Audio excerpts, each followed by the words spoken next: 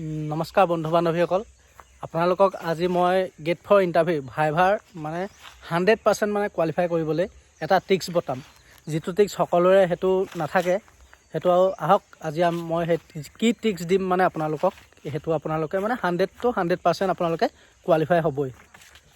আপোনালোকৰ যিসকলৰ NCC certificate আছে, সেই NCC চাৰ্টিফিকেটখন আপোনালোকে যেতিয়া এক্সপিৰিয়েঞ্চ চাৰ্টিফিকেটখন বিচাৰিব, আপোনালোকৰ সেই এক্সপিৰিয়েঞ্চ চাৰ্টিফিকেটৰ লগত আপুনি NCC চাৰ্টিফিকেটখন অফিচাৰজনক দি দিব।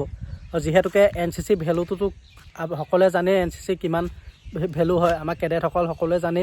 বা যিয়ে নহওক মানে ডিচিপ্লিন ফালৰ পৰা হওক, চাফ চিকুণ ফালৰ পৰা হওক, আমাৰ NCCটো মানে বহুত মানে ডিচিপ্লিনত থাকে ল'ৰা ছোৱালীবোৰ।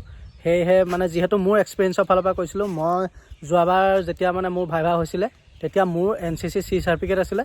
C চাৰ্টিফিকেটখন মই মোৰ এক্সপিৰিয়েঞ্চ চাৰ্টিফিকেটৰ সৈতে মই অফিচাৰজনক দি দিছিলোঁ।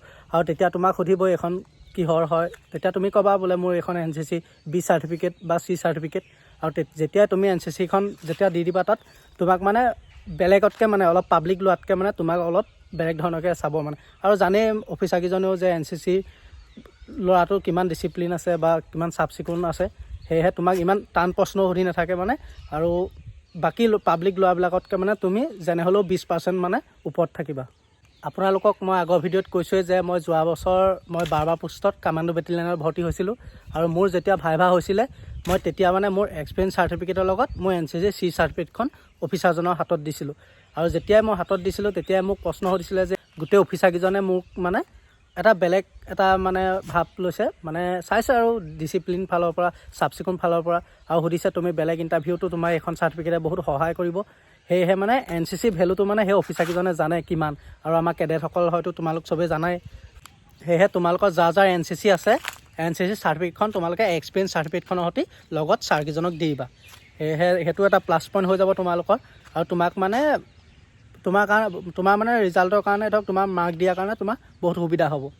যিহেতু এইটো মানে ভাইভাটো ল'ব মানে তোমাৰ ডিচিপ্লিন চাব, তোমাৰ চাফ চিকুণ চাব।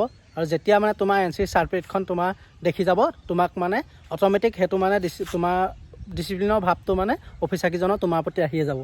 আৰু এইটো মোৰ নিজৰ এক্সপিৰিয়েঞ্চৰ ফালৰ পৰা কৈছিলোঁ। মই যেতিয়া ভাইভা দিছিলোঁ, ময়ো মোৰ এক্সপিৰিয়েঞ্চৰ লগত মই NCC চাৰ্টিফিকেটখন দি দিছিলোঁ। ধন্যবাদ। আজিলৈ ইমানেই।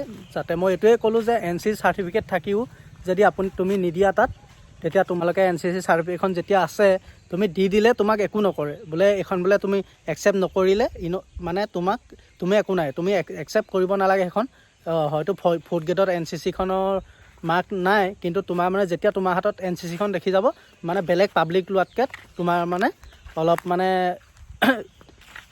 ডিচিপ্লিনটো মানে তোমাৰ ভাল পাব ছাৰহঁতেও।